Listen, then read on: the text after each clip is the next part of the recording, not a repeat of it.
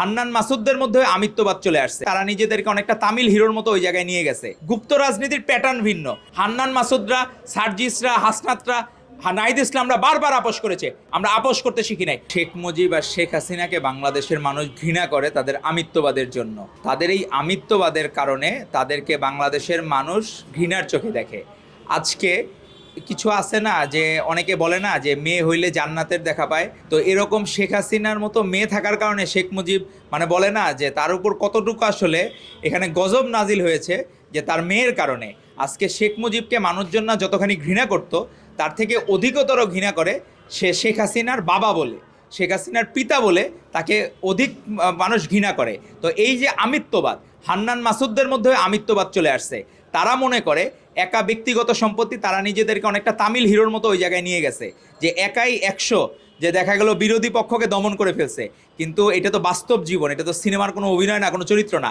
তো হান্নান মাসুদরা আসলে তাদেরকে আমরা সম্মান করি, কিন্তু সম্মানের জায়গাটা তারা কতটুকু রাখবেন তাদের সাথে আপনি তাদেরকে একটু প্রশ্ন করেন। আপনাদের সাংবাদিক ভাইদের মাধ্যমে আমি তাদেরকে আপনারা প্রশ্ন করেন, আপনাদের সাথে 24-এর গণ অভ্যুত্থানের কয়জন সৈনিক আছে, বা ওই সময় রাজপথে সম্মুখ সারিতে ছিল কয়জন আপনাদের দল এনসিপি করে, আর কয়জন বিএমপি করে, কয়জন ছাত্র দল করে?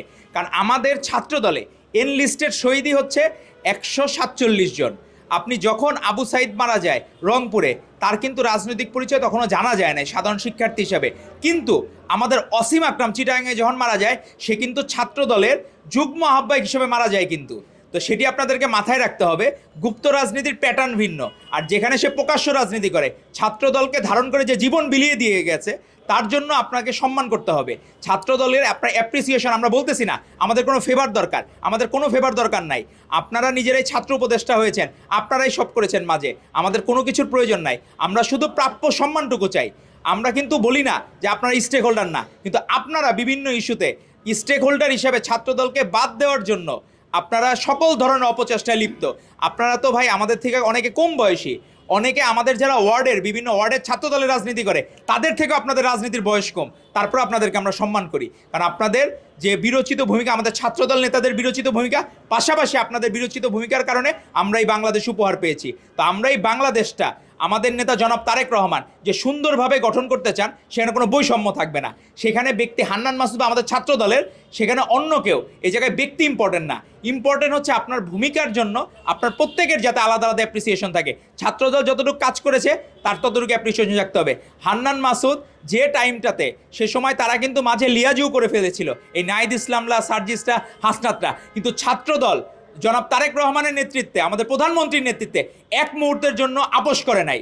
তারা মনে করেছিল যে বাংলাদেশ মুক্ত হওয়া সম্ভব হাসিনা মুক্ত বাংলাদেশের মাধ্যমে, তাহলেই গণতন্ত্র ফেরত আসা সম্ভব। আমরা মনে করেছি আমাদের নেতা তারেক রহমান সেভাবেই আমাদেরকে গঠন করেছেন, আমরা আপোষ করতে শিখি নাই। হান্নান মাসুদরা, সার্জিসরা, হাসনাতরা, নাহিদ ইসলামরা বারবার আপোষ করেছে, কিন্তু আমরা কখনো আপোষ করি নাই।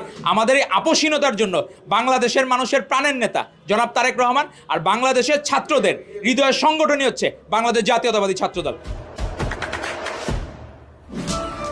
দেশে দেশে সবার সাথে দ্য নিউজ।